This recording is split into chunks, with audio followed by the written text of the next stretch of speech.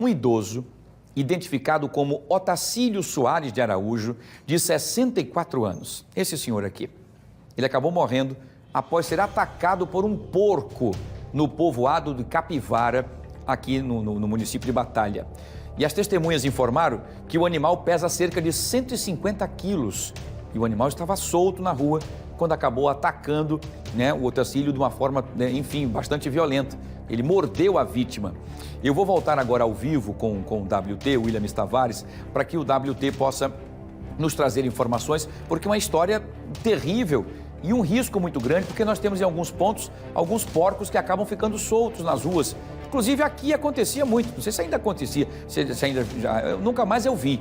Mas ainda encontro a gente encontra ainda porcos ainda soltos em alguns pontos, o que é um risco muito grande, que o porco, dependendo do momento, se ele for muito violento, ele tem garras que são verdadeiros bisturis, E as dentadas dele causam muitos problemas, como inclusive a morte desse senhor, WT?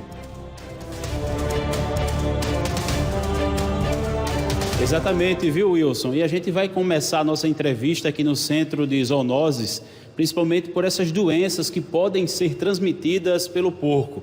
E vai finalizar com esse caso que foi registrado no município de Batalha. A gente vai conversar agora com o Carlos Fernando Rocha, ele que é responsável pelo laboratório de entomologia aqui do Centro de Zoonoses. Carlos, seja muito bem-vindo ao Fique Alerta. Sobre essas doenças que são transmitidas pelo porco, o que é que você pode falar e reforçar junto à população? Bom, boa tarde a todos. A questão do porco em si depende muito do ambiente onde ele está, Sabemos que existem fazendas, granjas, grandes locais de porco, que os porcos são criados e eles são altamente higienizados, enquanto existem outros que o local não é propício. A questão é que muitas das vezes o local onde o porco se instala, ele pode influenciar na sua saliva, na sua microbiota salivar, Então, as bactérias que tem na saliva do porco, elas podem encadear problemas sérios quando elas são inoculadas através de mordidas no ser humano.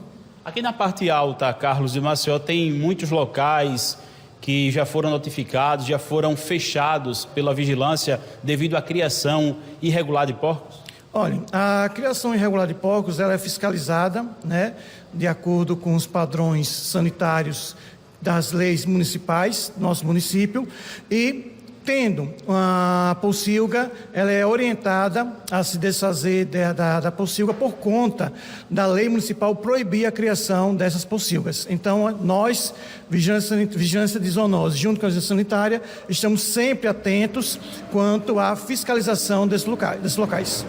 Sobre esse fato, Carlos, que aconteceu em Batalha, um senhor de 64 anos que acabou sendo atacado por um porco e veio a óbito. O que você pode informar a população sobre isso? Bom, pelo que chegou até nós, foi tudo muito rápido. Ao que parece, ele foi mordido numa segunda e entrou em óbito numa quarta. Mas aí, os detalhes em si, eu não sei bem. Eu só sei que foi muito rápido.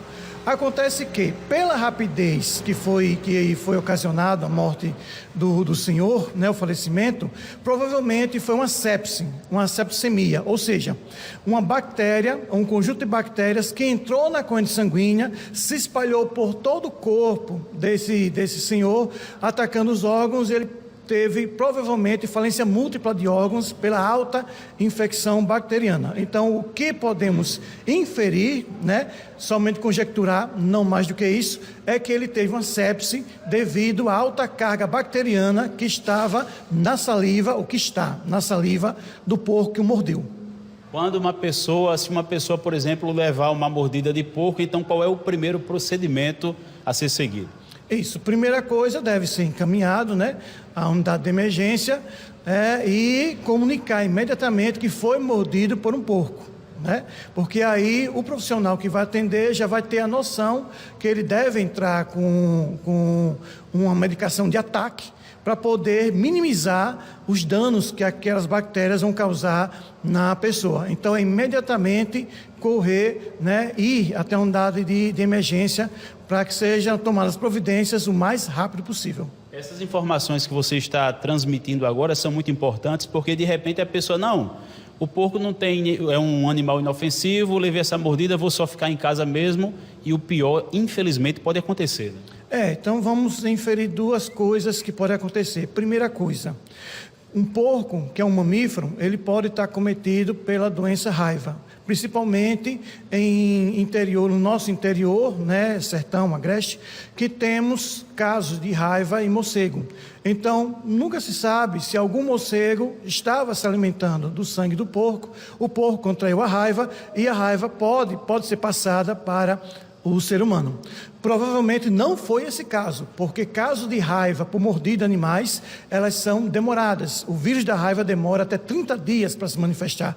Como esse for um caso de 3, 4 dias no máximo, então a gente infere que a segunda coisa, foi uma infecção bacteriana devido à alta carga de bactérias que estava ou está na saliva do porco. Além de tudo isso que você já citou, quais são as principais doenças transmitidas pelo porco?